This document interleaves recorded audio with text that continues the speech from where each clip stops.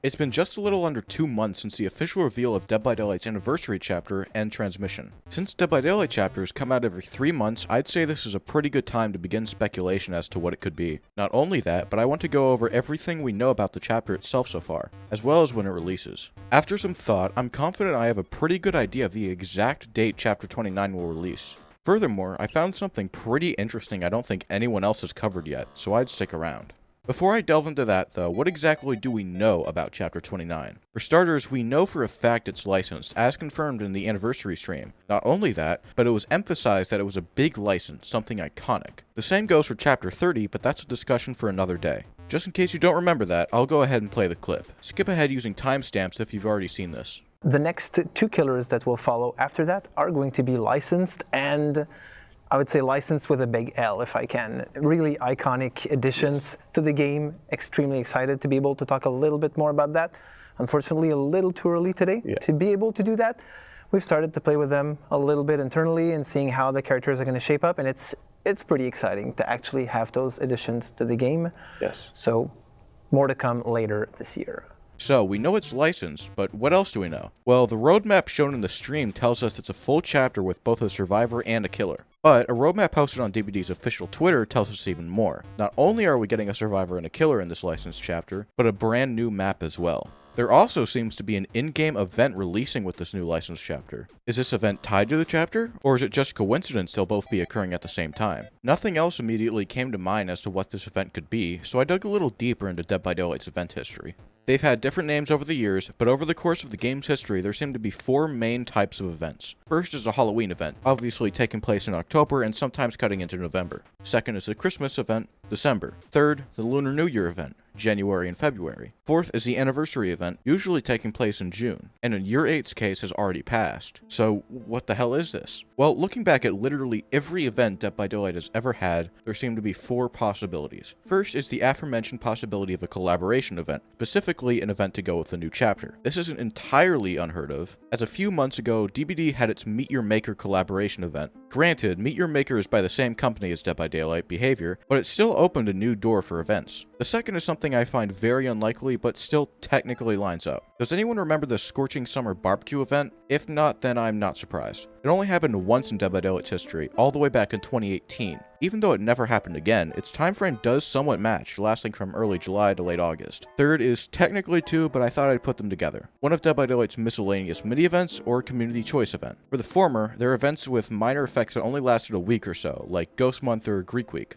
Even though this is possible, I highly doubt something like this would be qualified as an in-game event on the roadmap.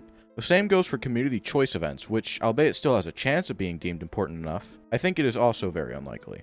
The fourth, simply put, would be something entirely new. Personally, I think that or another licensed event to coincide with Chapter 29 is most likely. All in all though, I could be wrong on that, and this is just speculation on something I honestly found quite interesting. In-game event aside, let's move on to the actual chapter, specifically when I think it releases. Looking back at the roadmap, it says August, and that's all the info we're given. But does that mean the PTB, live release, or both? The answer can be found where End Transmission is located, June. To elaborate, the PTB of End Transmission was released in May, but found its way into the game completely in June. With this, we can pretty confidently assume this means a live release of the chapter will be in August. What can we do with this? Well, the reveal of the chapter and its PTB always take place exactly 3 weeks before its live release, and almost always on a Tuesday. Taking these 2 rules into account, there are only 3 possible dates the chapter reveal and the PTB could take place: July 25th, August 1st, and August 8th. Considering the Nicolas Cage chapter drops on July 25th, I think it's pretty safe to assume they wouldn't reveal the new chapter the same day. That leaves August 1st and August 8th, the matching live release dates being August 22nd and 29th respectively. Going back to Nicolas Cage, I would still argue that August 1st is still too close to the mid-chapter. With that logic, that leaves August 8th as the most logical date for both the reveal and PTB of Chapter 29, and August 29th as its debut into the live game. So there you have it, an in-game event very possibly linked to this new licensed chapter, and a date I'm pretty confident in for when it'll be revealed, which is just about 3 weeks from now. But we're still not done. What is Chapter 29 specifically? Well, we know it's a license, and we know it comes with a survivor, a killer, and a new map. This chapter could also technically contain more than one survivor, as last year approved roadmaps can sometimes be unreliable with the information they don't give. On the official Year 7 roadmap, it said Chapter 25 only had 1 survivor. This turned out to be untrue, as the chapter in question was Project W, which came with both Rebecca Chambers and Ada Wong as new survivors. But I digress. What licenses are most likely for this upcoming chapter? For that, I have a few ideas. First, let me address the elephant in the room.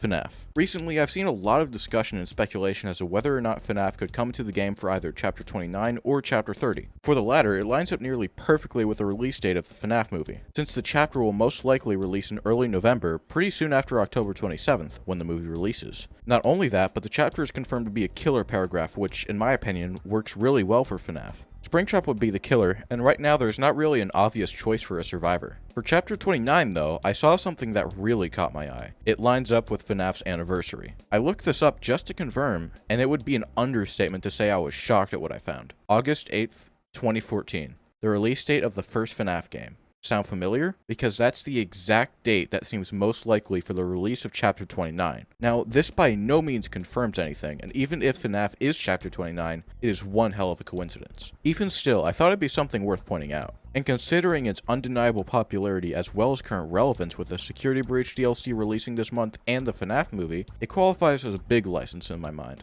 FNAF aside, another theory I have for Chapter 29 would be a Stranger Things Return chapter. The only real basis this has is Netflix knows full well people want it back, evident by the fact nearly every reply on some of their posts is about asking for a return. And it's no secret Netflix likes money, and the old chapter returning to the store along with a brand new one would make them a lot. With that, I ask, what reason do they not have for bringing it back? Especially since the trailer revealing the Stranger Things chapter is still the most viewed on the official Dead by Daylight channel by nearly 2 million. There's definitely a lot of potential for it to be a full chapter, and going back to the endgame event, I'd argue something like this would definitely call for an event dedicated to it. With those two out of the way, I'm going to move on to a bunch of other licenses I think are either fairly likely or at least worth mentioning. Firstly, an It chapter would definitely qualify as iconic, and I could easily see them doing a map for it as well as a member or two of the Grown Up Losers Club coming in as survivors. For Friday the 13th, it would no doubt be iconic enough, and with the lawsuit over, it's definitely not impossible. Alien and Predator I'll bundle together as both are Disney licenses, both are very big in popularity, and both have good picks for survivors and maps. There are undoubtedly other big licenses that could come in this time around, but I've already covered quite a lot, so I think I'll end this video here. Expect another video if any rumors or leaks come up though. If you enjoyed this video, make sure to press the like button and subscribe if you want to see more from me. If there's something you disagree with or you'd just like to add to something I said, leave a comment and I'll get back to you as soon as I see it. With all the obligatory YouTuber junk out of the way, I'd just like to say I think I'll be making a lot more content like this in the future, and that's what I think fits this channel best. My recent upload schedule may not be